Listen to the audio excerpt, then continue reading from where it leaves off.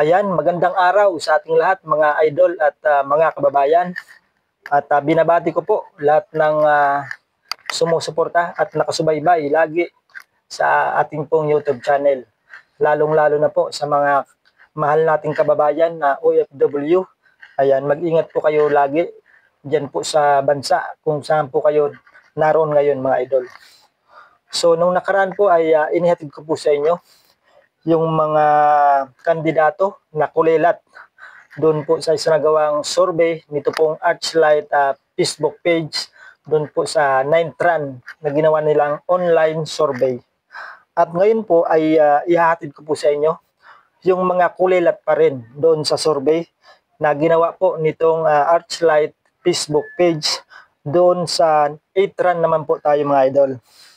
So hindi na po natin patatagalin. At babasahin ko lang po muna sa inyo itong post ng Archlight Facebook page. Poll conducted from March 1 to March 5, 2025 with 64 senatorial candidates to choose from. Archlight with its almost 2 million followers generated more than 567,032 votes from accumulated survey forms and recorded 7.1 million in total engagement mga idol. Ito po yung kanilang tanong, sino ang iboboto mong senador? So, kagaya ng dati, binago natin yung tanong, sino yung mga senador na kulilat dito po sa sinagawang survey nitong Archlight Facebook page.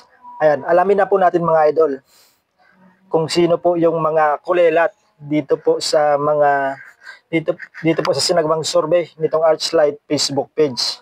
So magsisimula po tayo doon po sa top 34. So yung pang 34 ay ito pong si Franz Castro. Ayan, isa po siya sa kulilat po dito sa isinagawang survey nitong Archlight. Ayan, yung nakuha niya pong votes ay 349 lang po na votes yung nakuha ni Franz Castro. Ayan. Ang pang 33 ay ito pong si Camille Villar na mayroon pong nakuhang 438 votes mga idol. At ang pang 32 ay ito pong si Lito Lapid na mayroong nakuhang 491 votes. So sa mga kakapanood pa lang po ngayon, yung ating pagbasa ay mula po sa 34 pababa mga idol hanggang sa 13. So yung pang 31 ay ito pong si Francis Tolentino na mayroon pong nakuhang 563 votes. At ang pang 30 ay ito pong si Manny Pacquiao na mayroon pong nakuhang 616 votes. Ayan. Sila po yung 5 sa unang mga kandidato na kulilat mga idol dito po sa survey nitong Archlight. So ituloy po natin. Yung pang 29 po ay itong si Bong Revilla na mayroon pong nakuhang 632 votes. At ang pang 28 ay ito pong si Manang Amy Marcos na nakakuha po ng 690 votes. At yung pang 27 ay si Pia Cayetano na mayroon pong nakuhang 695 votes. At ito pong pang 26 ay si Abby Binay na mayroon pong nakuhang 787 votes.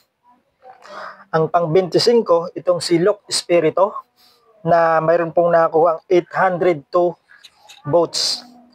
Ang pang 24 ay ito pong si Binhor Abalos, yung dating DILG Secretary kung di tayo nagkakamali.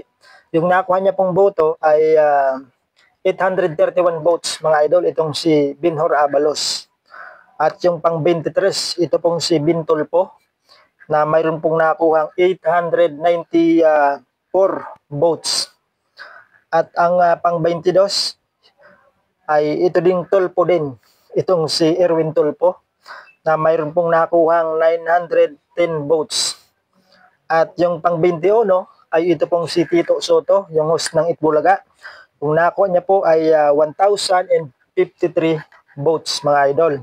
At ang pang 20, ito po si Kapuyan. Alin Kapuyan yata, yung buo niyang pangalan. Ayan, yung nakuha niya po ay 1,082 votes. At ang pang 19 ay ito pong si Heidi Mendoza na mayroon pong nakuhang 1,107 votes mga idol. Ang pang 18 ay ito pong si Gringo Hunasan na mayroon pong nakuhang 1,265 votes. At yung pang 17, ito pong asawa po ni Megastar Sharon Cuneta, si Sanaol Kiko Pangilinan. Yung nakuha niya pong votes ay 1,455 votes. At yung pang 16 ay ito pong si Norberto Gonzales na mayroon pong nakuhang 1,701 votes mga idol. At yung pang 15 ay ito pong pambato na kandidato ni former Vice President Leni Robredo na si Bam Aquino na mayroon pong nakuhang 1,923 votes. Ayan. Inuulit ko po, ito pong mga binasa kong kandidato at patuloy kong binabasa. Sila po yung mga kulelat, mga idol, sa survey nitong Archlight. So ituloy po natin. Yung pang 14 po ay ito pong si Wilfredo Willie Revillame na mayroon pong nakuhang 2,040 votes. Itong si Kuya Will. Pang 14 siya. At yung pang 13 ay ito pong si Panpilo Pinglakson mga idol na mayroon pong nakuhang 2,344 votes. Itong si Panpilo Pinglakson.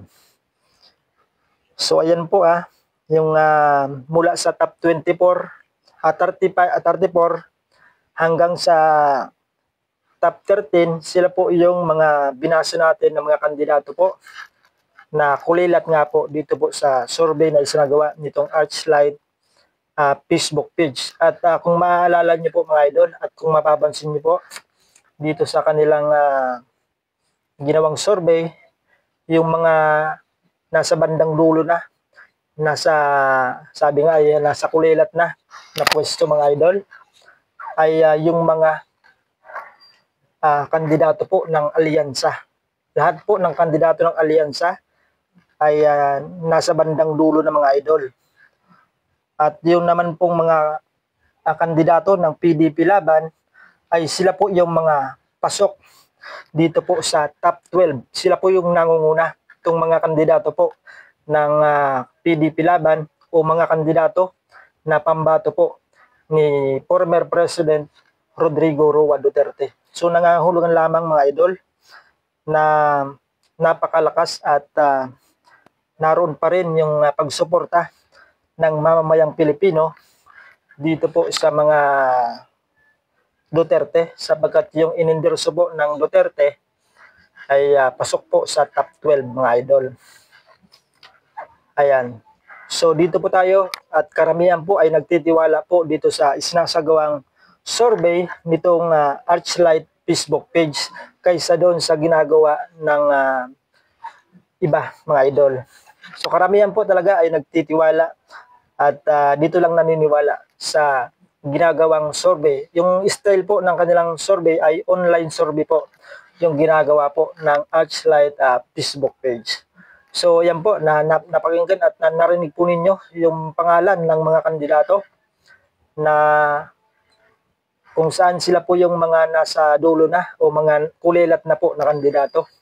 Na ang karamihan nga po at halos lahat ay mga kulilat na kandidato ay yung mga kandidato po ng alyansa. So wala tayong magagawa. Nagbabasa lang po ako mga idol sa naging resulta ng ginawang survey ng Archlight Facebook page. So maraming salamat po at kung nagustuhan niyo po yung aking yung resulta ng isinagawa nating video o ng isinagawang survey nitong Archlight Facebook page ay i-like po ninyo itong ating video at mag-subscribe na din po kayo. Alright, maraming salamat po at ingat po tayong lahat. Bye-bye.